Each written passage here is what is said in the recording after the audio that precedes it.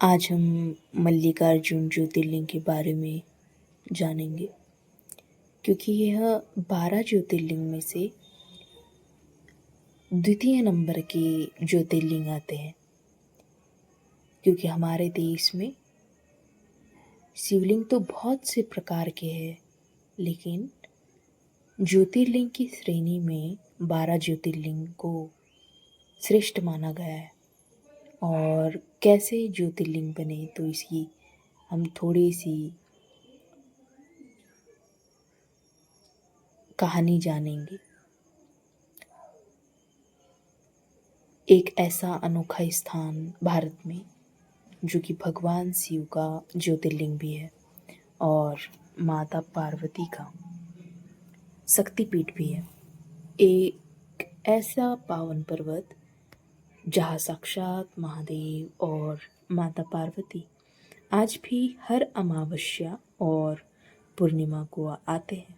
आज हम बात कर रहे हैं आंध्र प्रदेश के कृष्णा नदी के तट पर स्थित मल्लिकार्जुन ज्योतिर्लिंग की। लेकिन आखिर क्यों महादेव को कैलाश छोड़कर इस पर्वत पर आना पड़ा, इसके बारे में हम जानेंगे। पौराणिक कथाओं के अनुसार एक बार भगवान शिव और माता पार्वती के दोनों पुत्रों स्वामी कार्तिकेय और भगवान गणेश के बीच इस बात को लेकर विवाद हो गया कि दोनों में से किसका विवाह पहले होगा। विवाद बढ़ता देख महादेव ने एक शर्त रखी। उन्होंने कहा, तुम दोनों में से जो भी पूरी पृथ्वी का चक्कर लगाकर सबसे पहले यहाँ लौटेगा, उसका विवाह पहले होगा। यह सुनते ही स्वामी कार्तिकेय अपने वाहन मोर पर सवार हुए और पृथ्वी की परिक्रमा के लिए निकल पड़े। लेकिन भगवान गणेश के सामने एक बड़ी चुनौती थी। उनका वाहन छोटा मूसक चूहा था। बुद्धि के दाता जिन्हें गणेश कहते हैं, एक अद्भुत मार्ग चुना। शास्त्रों के अनुसार माता पिता के चरणों में ही पूरा ब्रह्मांड होता है। बस फिर क्या, गणेश जी ने आदरपूर्वक भगवान शिव और माता पार्वती को एक आसन पर बिठाया और उनकी 7 बार परिक्रमा पूरी कर ली। शर्त के अनुसार गणेश जी जीत गए। उनका विवाह रिद्धि सिद्धि के साथ करा दिया गया।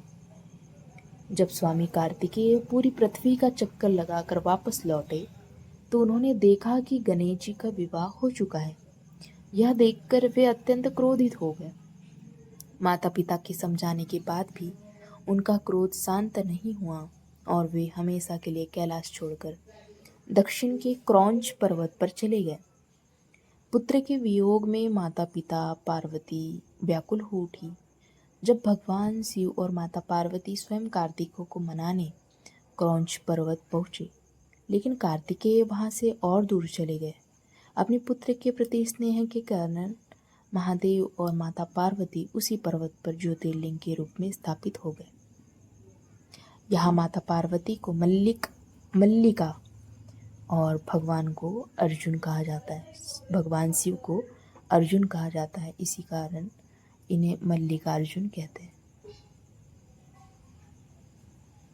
मान्यता है कि जो भी व्यक्ति इस ज्योतिर्लिंग के सिर्फ दर्शन कर लेता है, उसके सभी पाप मिट जाते हैं और उसे अश्वमेध यज्ञ का समान पुण्य प्राप्त होता है। धन्यवाद।